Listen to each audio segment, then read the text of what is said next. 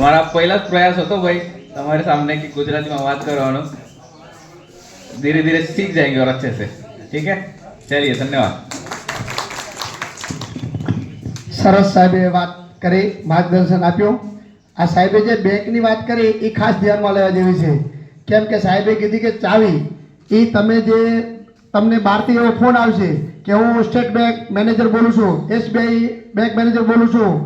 ગમે બેંક તમને કહેશે અને તમને કહેશે કે તમારામાં ઓટીપી આવે તાત્કાલિક નંબર એસબીઆઈ મેનેજર બોલું છું એટલે તમે એમને 4 અંકનો કે 6 અંકનો ઓટીપી આપો એટલે તમે ચાવી આપી દીધી આમ સમજો તમારા ખાતામાંથી પૈસા ગયા પછી સાહેબે શું કરે અમે શું કરો તમે શું કરી શકો એટલે ખાસ પેલું ધ્યાન રાખવા જેવું છે અને બીજી વાત સાહેબે જે વાત કરી અખંડ ભારતીય પોલીસ મિત્ર મંડળ અત્યારે સાહેબ મિત્ર તરીકે તમારી પાસે બધું જાણવા માટે કે આ વિસ્તારમાં શું ક્ષેત્રાય છે મોણો ભોળવાઈ ન જાય ખેડૂત એના માટેનું માર્ગદર્શન આપ્યું છે અને ઘણા ફેરિયાઓ ફરવા આવતા હોય છે કે ભાઈ આજે પેલા શું કહેવાય બુદ્ધિના બાલ અને જેણી વસ્તુઓ ફોજ સુધી 50-100 રૂપિયા ન વેચી કે એવી વેચે એ કોઈ વેચવા અને કમાવા નથી આવતા એ નજર રાખે છે અને પછી રાતે ચોરી કરે છે એટલે અહીંયાથી ખાસ આપણે સાચેત રહેવું જરૂરી છે અને આપણા નજીકના પોલીસ સ્ટેશનની અંદર પોલીસ સ્ટાફ સાહેબે ખૂબ આપણને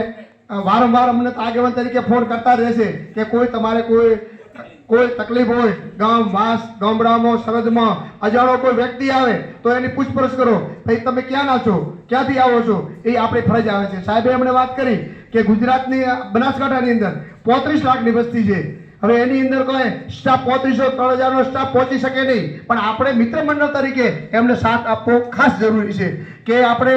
દાખલા તરીકે 10 કે 20,000 માણસો વચ્ચે એક પોલીસવાળો શું કરી શકે પણ આપણે એમને સાથ અને સહયોગ આપશો તો જાગૃતિ એ પણ રહેશે ને આપણે પણ જાગૃતિ આપણા પ્રત્યે રાખવાની છે કે આપણે પાકિસ્તાન તરફથી કોઈ અજાણો વ્યક્તિ આવ્યો હોય આપણે ન ઓળખતા હોય એવાને જાણ કરવી કે ભાઈ તમે ક્યાંથી આવો છો ક્યાં જાઓ છો અને તમને અજાણો માણસ લાગે કે આ વ્યક્તિને ભાષા બીજી છે તો નજીકના પોલીસની અંદર આપણે જરાક સાહેબને જાણ કરવી કે ભાઈ આ ક્યાંથી આવ્યો છે અમને કાંઈ ખબર નહીં એવો અમે સાહેબ ઘણા વર્ષ પહેલાં એક પાકિસ્તાની પકડ્યો હતો